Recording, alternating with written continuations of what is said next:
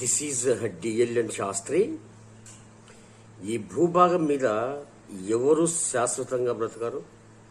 ఒక ప్రభుత్వ ఉద్యోగి శాశ్వతంగా ప్రభుత్వ ఉద్యోగిగా ఉండరు.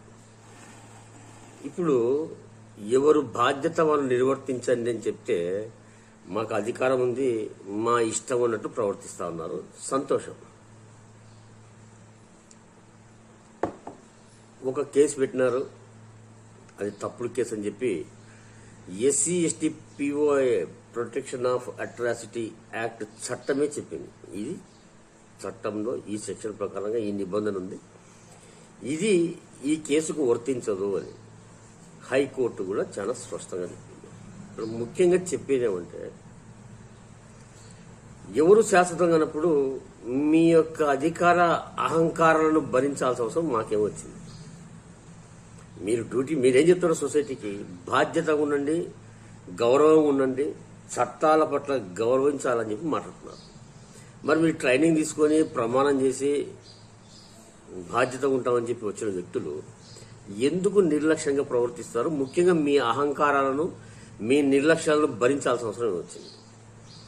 ఈ ఎస్సీ ఎస్టీ కేసు తప్పుడు కేసు అని చెప్పిన తర్వాత గౌరవ హైకోర్టు, కర్నూలు జిల్లా కోర్టు కర్నూలు ఎస్పీకి పంపించింది విచారించమని.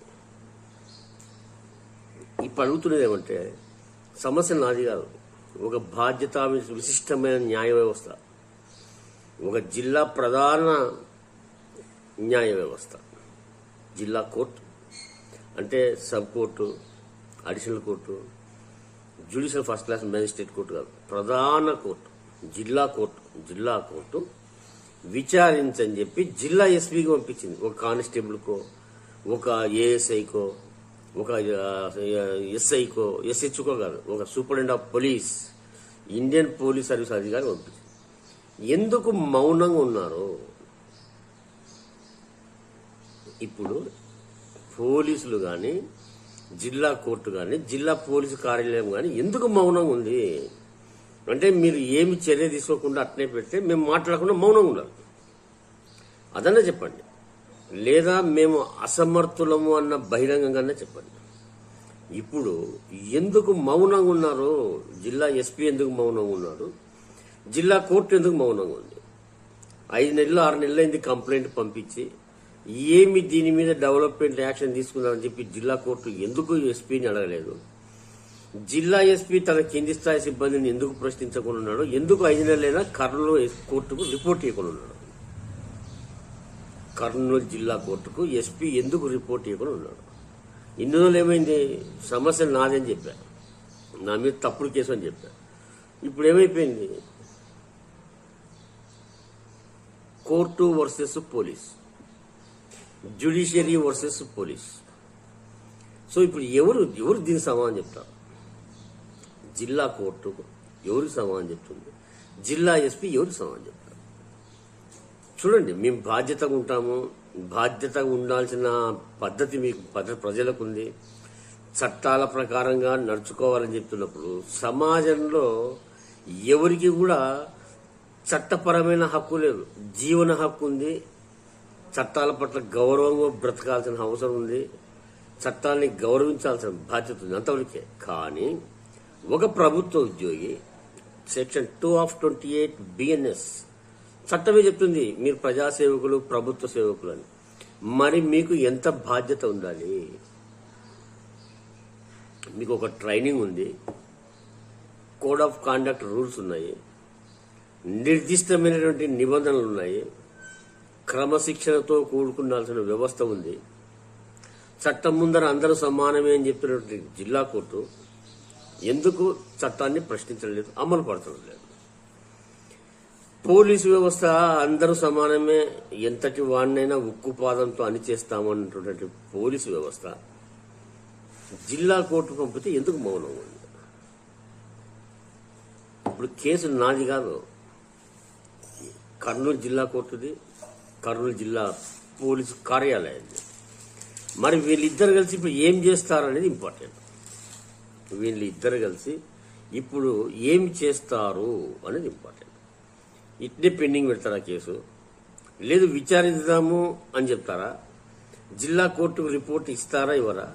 అయితే ఇవి జిల్లా కోర్టు అయితేనేమి అన్న నిర్లక్ష్యాన్ని ప్రదర్శిస్తారా? లేదు, నేను బాధ్యత ఉన్నాను, నా డిపార్ట్మెంట్ ఎంత గొప్పదైనా కావచ్చు, నా డిపార్ట్మెంట్ తప్పు చేసిన తర్వాత నేను భరించను, చట్టం అందరికీ ఓటని చెప్పి విక్రాంత్ పాటిల్ ఎస్పీ గారు ప్రకటిస్తారు. ఏం చేస్తారు? 6 నెలల నుంచి ఏమి చేస్తూ ఉన్నారు? అడగడం తప్పేం కాదు కదా. బాధ్యత ఉంది, సమాధానం చెప్పాలి. మీ వరకు వచ్చేసరికి మౌనంగా ఉంటాము, మమ్మల్ని మాట్లాడదంటే మమ్మల్ని ప్రశ్నించడానికి మీరెవరు? అది కోర్టు కానీ పోలీసు కానీ. నేను మిమ్మల్ని ప్రశ్నించకూడదు అన్నప్పుడు మీరు మమ్మల్ని ప్రశ్నించే హక్కు మీకేంటి? What is your right? మీకు అది కోర్టు కానీ పోలీసు కానీ మీరు నిర్లక్ష్యంగా ప్రవర్తిస్తూ, చట్ట వ్యతిరేకంగా ప్రవర్తిస్తూ, ఆ ప్రభుత్వ అధికారి మీ సొంత సొమ్ము, మీ ఓన్ ప్రాపర్టీ అయినట్టు, లేదంటే మీ శ్రీమతుల బహుమతులు అయినట్టు ఇష్టానుసారంగా ప్రవర్తిస్తామంటే నడవ. మరి మీరు ఏం చెప్తారు? సమాధానం చెప్పండి. బాధ్యత గల వ్యవస్థలు 2, ఒకటి న్యాయ వ్యవస్థ, ఒకటి పోలీస్ వ్యవస్థ. 2 బాధ్యత గల వ్యవస్థలు సమాజానికి ఏం చెప్తారు? సమాజానికి ఏం చెప్పమని కూడా చెప్పొద్దండి, తప్పేం కాదు, ఎందుకంటే మీ ఇష్టం. కానీ మీ మనస్సాక్షికి ఏం చెప్పుకుంటారు? రోజు కూర్చునే డ్రెస్ వేసుకుని కూర్చునే చైర్కి ఏం చెప్పుకుంటారు? సమాజానికి ఏం చెప్పుకుంటారు? మీ మనస్సాక్షిని మీరు ప్రశ్నించుకోండి. బాగా అర్థమవుతుంది కదా. తప్పుడు కేసు భరించినాను, ఓర్చుకున్నాను, సబ్ జైలు కూడా పోయి వచ్చిన. ఎందుకు? చట్టాన్ని గౌరవించాలి కాబట్టి. మరి అసలు అదే చట్టాన్ని అడుగుతున్నాం. తప్పు చేసినారో? పోలీసులు కోర్టును మోసం చేసినారు. తప్పుడు ఎఫ్ఐఆర్, తప్పుడు కంప్లైంట్, తప్పుడు ఛార్జ్ షీట్ అని చెప్పి గౌరవ హైకోర్టు చెప్పింది, నేను చెప్పాలా? సో ఇప్పుడు ఏం చేస్తారు? ఇప్పుడు బాధ్యత గల అధికారులు ఏం చేస్తారు? ఎవరు అసమర్థులు, ఎవరు సమర్థులు? మీ మనస్సాక్షిని మీరు ప్రశ్నించుకోండి, సమాధానం మీకు మీరు చెప్పుకోండి. రోజు వేసుకునే డ్రెస్కి ఏం చెప్పుకుంటారు? రోజు కూర్చునే కుర్చీలో చైర్కు ఏం సమాధానం చెప్తారు? మరి మీ డ్రెస్కు విలువ ఉందా లేదా? మీరు కూర్చునే కుర్చీకి గౌరవం ఉందా లేదా అనేది మీరే నిర్ణయించుకోండి, బహిరంగంగా చెప్పండి. లేదంటే మనస్సాక్షి చంపుకున్నాము అని చెప్పండి. మీరు ఏం చెప్పుకున్నా అది మీ వ్యక్తిగతం. కానీ మీరు బాధ్యతగా ప్రవర్తించినప్పుడు మేము బాధ్యతగా ఎందుకు ప్రవర్తించాలి, మిమ్మల్ని ఎందుకు గౌరవించాలి? సమాధానం చెప్పండి.